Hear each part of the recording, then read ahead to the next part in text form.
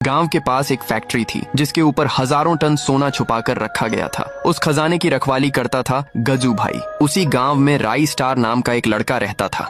वह हर रोज घर घर जाकर भीख मांगता था। गांव के लोग बहुत अमीर थे, उनके घर सोने चांदी से भरे रहते थे, लेकिन कोई भी उसे इज्जत की नजर से नहीं देखता था। सब उसे गरीब और बेकार समझते थे। उसका जीवन मुश्किलों में बीत रहा था। गांव में एक आदमी था, पुष्पा, बहुत घमंडी और ताकतवर। उसके पास इतना पैसा था कि वह किसी को भी अपने सामने झुका सकता था।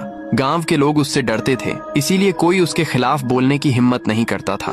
उसका छोटा भाई ज्ञान फैक्ट्री का मालिक था। वह बहुत लालची था और हमेशा और ज्यादा पाने के बारे में सोचता रहता था। गांव के लोग अपनी दौलत पर घमंड करते थे। हर घर में सोना चांदी भरा था। उन्हें लगता था कि उनके पास जो है वही सबसे ज्यादा है, लेकिन किसी को यह नहीं पता था कि असली खजाना कहाँ है और किसका है। सच्चाई कुछ और ही थी। फैक्ट्री का खजाना जिसकी रखवाली गजू भाई करता था, उसका असली मालिक कोई और था, लेकिन यह राज किसी को नहीं पता था।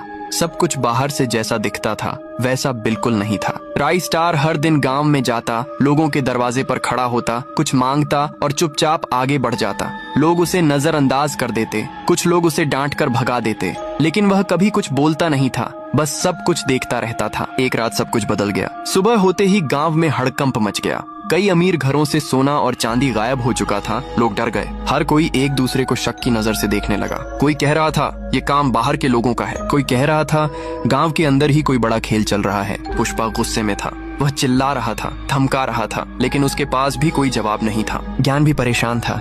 उसे समझ नहीं आ रहा था कि ये सब कैसे हुआ। अब गांव का भरोसा टूट चुका था। हर इंसान दूसरे इंसान पर शक कर रहा था।